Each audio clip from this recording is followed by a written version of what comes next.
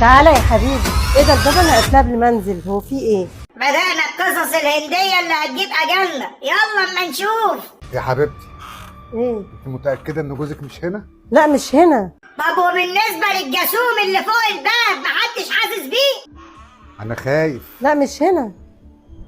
دي قايله لي مش هنا. اقفل الباب، أنا اقفل جوزها الباب، مش انت هنا. وحشتني. اقفل. أيوة أنا مستنى أشوف اللحظة اللي هتقفلي فيها الباب، هتعملي إيه في القرد اللي قاعد فوق ده؟ الباب سيبك منه. حبيبتي، انت وحشتني قوي. بس الباب مش عايز يقفل. انا مش عارفه في ايه. في ماله؟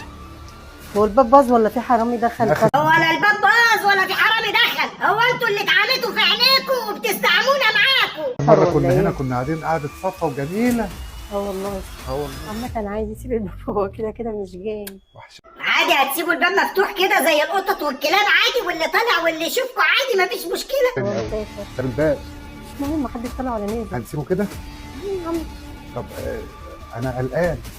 قلت لك هو مسافر اسبوع مش جاي. انت متأكدة ان مسافر اسبوع؟ في حد ساعات بيكون جنبك وما بتشوفوش. يعني نقضي الليلة وخلاص؟ هنقضي الليل. انت يا عم الشمبانزي اللي فوق الباب، انت بيقول لها هنقضي الليلة، هو انت عاجز في المقصورة هتتفرج من فوق؟ يا جميل يا رب. مش عارف، حاسس انك فرحان باللي بيحصل، احساس انك فرحان. احنا رايحين فين تاني؟ الهند رجعت للمركز ال40 معانا.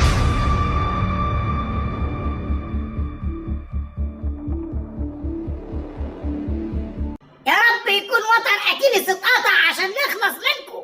يا مثبت العقل والدين يا رب.